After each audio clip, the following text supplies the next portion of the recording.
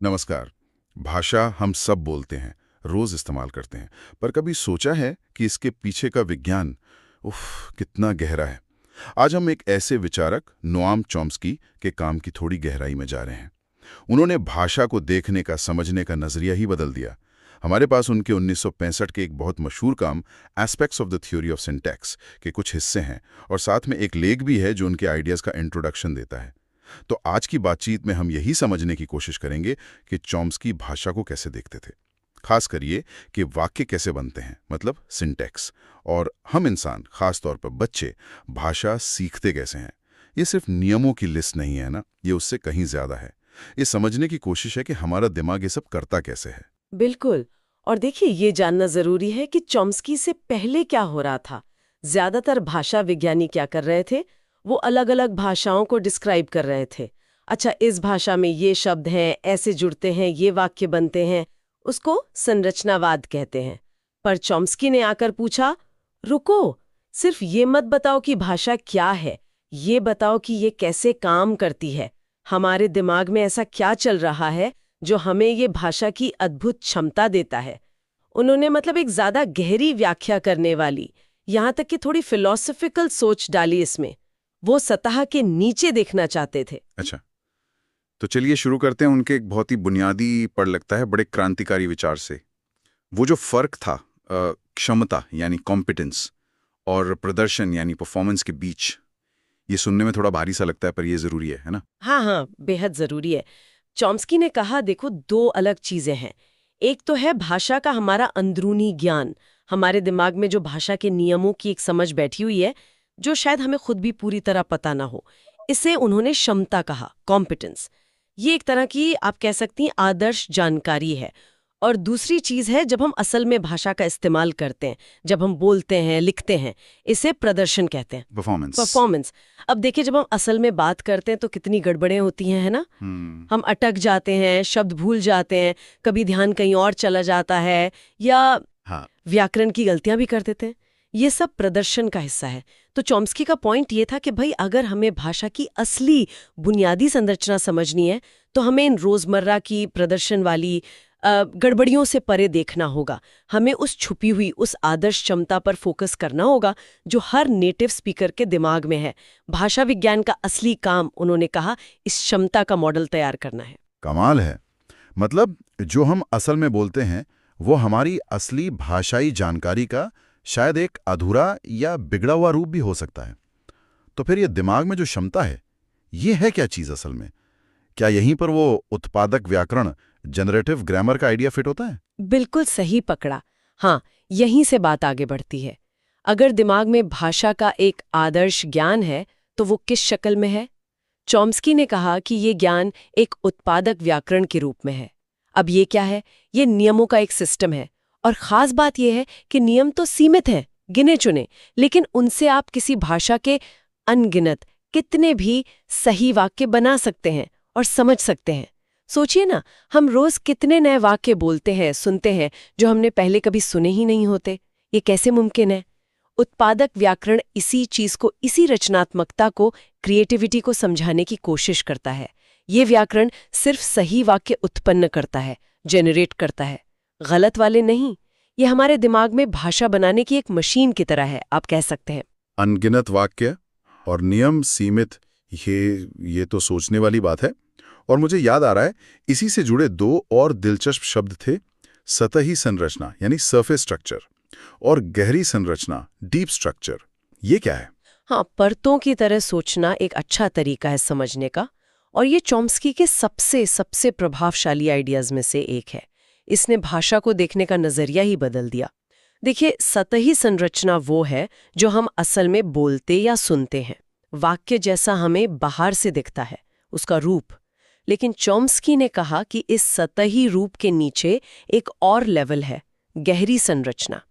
ये ज्यादा अमूर्त है, एब्स्ट्रैक्ट है, और ये वाक्य के असली मतलब को और उसके हिस्सों के बीच जो व्याकरण के रिश्ते हैं, उनको दिखाता है। मतलब का जो मूल ढांचा है वो गहरी संरचना में होता है। एक क्लासिक उदाहरण जो हमेशा दिया जाता है वो अंग्रेजी का है, John is eager to please और John is easy to please. हाँ हाँ, सुना है ये। सुनने में वजह सतह पर ये वाक्य काफी मिलते जुलते लगते हैं ना, स्ट्रक्चर एक जैसा सा लगता है, जॉन इज, फिर कुछ, फिर टू प्लीज। हाँ बिल्कुल। लेकिन इनके मतलब बिल्कुल अलग है। और ये फर्क कहाँ है? गहरी संरचना में। पहले वाक्य में John is eager to please, John उत्सुक है, वो किसी को खुश करना चाहता है। यहाँ जॉन करता है, सब्जेक्ट है। दूसरे में John is easy to please, John को खुश करना आसान है, कोई और है जो जॉन को खुश करेगा।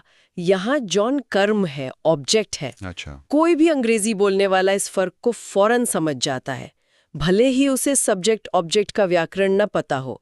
ये हमारी क्षमता है।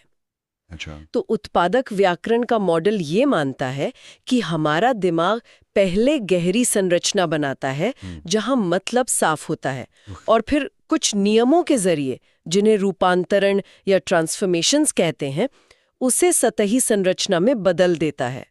ये रूपांतरण नियम क्या करते हैं? ये शब्दों को आगे पीछे कर सकते हैं, कुछ जोड़ सकते हैं, कुछ हटा सकते हैं, ताकि गहरी संरचना वाला मतलब सतही वाक्य के रूप में बाहर आ सके। वाह, मतलब हमारे दिमाग में ये सब पर्दे के पीछे चल रहा होता है हर वक्त जब हम बात करते हैं। ये तो बहुत कॉम्प्लेक्स प्रक्रिया लगती है। और यहीं से मेरा अगला सवाल आता है, अगर भाषा इतनी पेचीदा है तो भी बच्चे से सीखते कैसे हैं?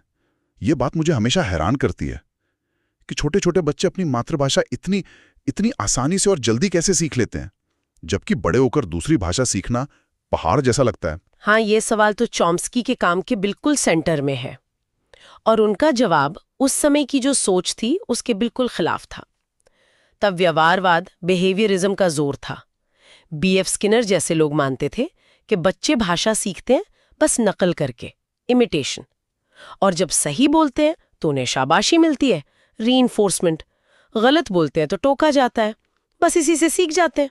हाँ, ये तो सुना है मैंने भी, कंडीशनिंग जैसा। हाँ बिल्कुल। पर चॉम्स्की ने इस पर जोरदार सवाल उठाया। उन्होंने कहा, जरा सोचिए, बच्चे असल में सुनते क्या हैं?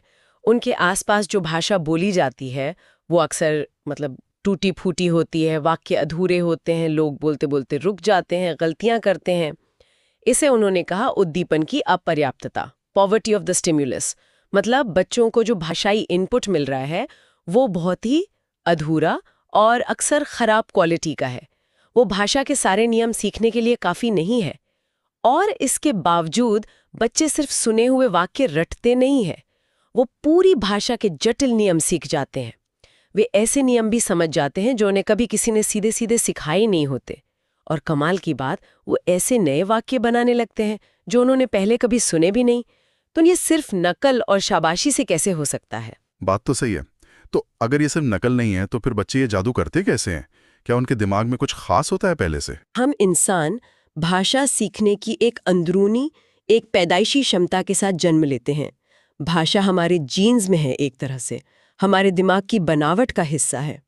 उन्होंने प्रस्ताव दिया कि हमारे दिमाग में एक तरह का सार्वभौमिक व्याकरण, यूनिवर्सल ग्रामर, यूजी, पहले से मौजूद होता है। यूनिवर्सल ग्रामर, यूजी, हाँ। अब ये क्या है? ये उन बुनियादी सिद्धांतों और पैरामीटर्स का सेट है जो दुनिया की सभी इंसानी भाषाओं के मूल में पाए जाते हैं। ये भाषा का एक ब्लूप्रिंट है। ये बताता है कि कोई इंसानी भाषा कैसी हो सकती है और कैसी नहीं हो सकती, उसकी हदें तय करता है। तो जब बच्चा पैदा होता है उसके दिमाग में ये यूजी की रूपरेखा पहले से होती है। इसे आप एक तरह का, वो क्या कहते हैं, भाषा अधिग्रहण यंत्र समझ लीजिए, लैंग्वेज एक्विजिशन डिवाइस, LAD। अच्छा, तो जब बच्चा अपने आसपास कोई खास भाषा सुनता है, हिंदी, अंग्रेजी, कुछ भी, तो ये LAD उस भाषा के डेटा को यूजी के फ्रेमवर्क में फिट करने लगता है। ये बच्चे को ये पता लगाने में मदद करता है कि उसकी भाषा में यूजी के कौन से विकल्प, कौन से पैरामीटर्स सेट हो रहे हैं। और इसी वजह से बच्चा बहुत तेजी से और कम डेटा के आधार पर भी अपनी भाषा का पूरा व्याकरण सीख लेता है। उसे बिल्कुल शुरुआत से शुरू नहीं करना पड़ता। एक पुराने दार्शनिक थे लाइबनिट्ज, उन्होंने एक अच्छी उपमा दी थी। उन्होंने कहा कि मन एक कोरी स्लेट नहीं है जैसा कुछ लोग मानते थे, बल्कि ये संगमरमर के पत्थर जैसा है जिसमें पहले से ही कुछ नसें या धारियां होती हैं। अच्छा। और मूर्तिकार जब मूर्ति बनाता है तो वो उन्हीं नसों के हिसाब से बनाता है। वो नसें तय करती हैं कि मूर्ति कैसी बनेगी। तो ये नसें ही हमारे दिमाग की वो जन्मजात भाषाई संरचनाएं हैं जो ये तय करती हैं कि हम भाषा कैसे सीखेंगे।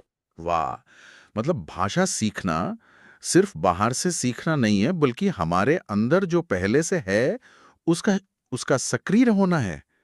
ये तो इसने तो वाकई भाषा विज्ञान की दिशा ही बदल दी होगी। अच्छा, तो ये जो उत्पादक व्याकरण है जिसके बारे में हम बात कर रहे थे, चॉम्स्की के मॉडल में इसके मुख्य हिस्से क्या क्या होते हैं? ये पूरी मशीनरी ये काम कैसे करती है? हाँ, चॉम्स्की ने जो अपना एस्पेक्ट्स वाला मॉडल दिया था, जिसे स्टैंडर्ड थ्योरी भी कहते हैं, उसमें उन्होंने इसका एक खाका पेश किया था। उन्होंने कहा कि इस व्याकरण के मोटे तौर पर 3 मुख्य हिस्से या कंपोनेंट्स होते हैं। पहला और सबसे जरूरी है सिंटैक्टिक हिस्सा। ये समझ लीजिए व्याकरण का इंजन है। इसी में वो नियम होते हैं जो वाक्य की संरचना बनाते हैं। पहले गहरी संरचना, उसके लिए बेस रूल्स होते हैं, और फिर उसे सतही संरचना में बदलने वाले नियम, जिन्हें ट्रांसफॉर्मेशनल रूल्स कहते हैं। तो इसका काम है वाक्य की बनावट तय करना। दूसरा हिस्सा है सिमेंटिक। इसका काम है मतलब से जुड़ा हुआ। ये सिंटैक्टिक हिस्से से बनी हुई संरचना को लेता है, खासकर गहरी संरचना को, और उसकी व्याख्या करता है, उसका अर्थ बताता है। और तीसरा हिस्सा है फोनोलॉजिकल। ये क्या करता है? ये वाक्य की सतही संरचना को लेता है और उसे आवाज का रूप देता है। यानी ये तय करता है कि वाक्य बोला कैसे जाएगा, उसका उच्चारण, उसका साउंड पैटर्न क्या होगा। अच्छा, तो सिंटैक्टिक यानी बनाने वाला, सिमेंटिक यानी मतलब निकालने वाला, और फोनोलॉजिकल यानी आवाज देने वाला। हाँ, आप मोटे तौर पर ऐसे समझ सकते हैं। गहरे संरचना का रिश्ता मतलब सिमेंटिक से है और सतही संरचना का रिश्ता आवाज फोनोलॉजिकल से है। सिंटैक्स इन दोनों को जोड़ता है। हाँ, ये सही लगा। इसे ऐसे समझना ज्यादा आसान है। ठीक है, एक बारीक सा फर्क और था जिसकी बात हुई थी, व्याकरणिकता और स्वीकार्यता के बीच। ये सुनने में तो बहुत एक जैसे लगते हैं, पर शायद है नहीं। हाँ, ये भी एक जरूरी पॉइंट है, और ये फिर से वही कॉम्पिटेंस और परफॉर्मेंस वाले फर्क से जुड़ा है। देखिए, व्याकरणिकता, ग्रामेटिकलनेस, एक तकनीकी शब्द है। इसका लेना देना है क्षमता से। कोई वाक्य व्याकरणिक है या नहीं, ये इस बात पर निर्भर करता है कि वो भाषा के उत्पादक व्याकरण के नियमों के हिसाब से सही बना है या नहीं। ये ज्यादातर एक हाँ या ना का सवाल होता है। या तो वाक्य ग्रामेटिकल है या नहीं है। दूसरी तरफ है स्वीकार्यता, एक्सेप्टेबिलिटी। इसका लेना देना है प्रदर्शन से। ये इस बारे में है कि कोई वाक्य किसी आम बोलने वाले को कितना स्वाभाविक लगता है, कितना आसानी से समझ आता है, क्या किसी खास मौके पर उसे बोलना ठीक लगता है या नहीं। स्वीकार्यता कम या ज्यादा हो सकती है, ये ग्रे एरिया है। अच्छा, तो ऐसा हो सकता है कि कोई वाक्य व्याकरण के हर नियम के हिसाब से बिल्कुल सही हो, यानी पूरी तरह व्याकरणिक हो, लेकिन वो इतना लंबा और उलझा हुआ हो कि कोई उसे बोलना या समझना ना चाहे। मतलब वो अस्वीकार्य हो सकता है। जैसे सोचिए, एक वाक्य जिसमें 10 क्लॉज हों, वो ग्रामेटिकल हो सकता है पर कोई उसे बोलेगा नहीं। हाँ, सही बात है। और इसका उल्टा भी होता है। कभी कभी हम ऐसी बातें बोल जाते हैं जो तकनीकी रूप से शायद थोड़ी गलत हों व्याकरण के हिसाब से, पर बातचीत में वो आराम से चलती हैं और सबको समझ आती हैं, मतलब वो स्वीकार्य होती हैं। तो ये दोनों एक ही चीज नहीं है। अच्छा, तो मतलब ग्रामर की किताब के हिसाब से सही होना और असल जिंदगी में सही लगना, ये दो अलग बातें हो सकती हैं। ये सारे विचार अगर हम जोड़कर देखें तो चॉम्स्की की जो पूरी तस्वीर है भाषा की, वो बहुत ही अलग है पहले से। ऐसा लगता है कि उन्होंने भाषा को सिर्फ शब्दों और वाक्यों का खेल नहीं समझा, बल्कि उसे सीधे हमारे दिमाग के अंदर क्या चल रहा है उससे जोड़ दिया। ये सिर्फ एक कम्युनिकेशन का टूल नहीं रह गया, ये हमारे मन की, हमारी सोच की बनावट को समझने की एक चाबी बन गया, है ना। इसने भाषा को मेरे ख्याल से मनोविज्ञान और कॉग्निटिव साइंस के लिए बहुत बहुत जरूरी बना दिया। बिल्कुल सही कहा आपने, यही उनका सबसे बड़ा योगदान है। अगर हम सार निकालें तो मुख्य बातें क्या हैं? पहली, भाषा सीखने की हमारी क्षमता काफी हद तक पैदाइशी है, जन्मजात है। ये सिर्फ आदत या नकल से नहीं आती। दूसरी, हमारे दिमाग में एक सार्वभौमिक व्याकरण यूजी का खाका है जो सभी भाषाओं की जड़ में है।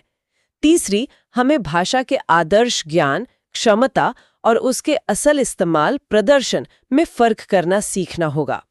और चौथी, भाषा की जो संरचना है उसे हम नियमों के एक स्पष्ट सिस्टम के तौर पर समझ सकते हैं, जिसमें मतलब से जुड़ी गहरी संरचना है, आवाज से जुड़ी सतही संरचना है और इन दोनों को जोड़ने वाले रूपांतरण नियम है। ये सब मिलकर भाषा को इंसानी सोच और दिमाग को समझने का एक बहुत शक्तिशाली जरिया बनाते हैं। ये सब सुनने के बाद एक सवाल मन में घूम रहा है, जो शायद इन स्रोतों से थोड़ा आगे की बात है, लेकिन सोचने पे मजबूर करता है। अगर हमारी भाषा की क्षमता इतनी ज्यादा पैदाइशी है और शायद इंसानों में ही ये खास तौर पर पाई जाती है, तो इसका हमारे सोचने के तरीके पर क्या असर पड़ता होगा? क्या जिस तरह की भाषा हम बोलते हैं वो हमारी सोच को एक खास दिशा देती है या उसे सीमित करती है, या फिर भाषा सिर्फ एक बर्तन है जिसमें हम अपने पहले से बने बनाए विचार डाल देते हैं? भाषा और सोच का ये जो रिश्ता है, ये क्या है? इस पर यकीनन और सोचा जा सकता है।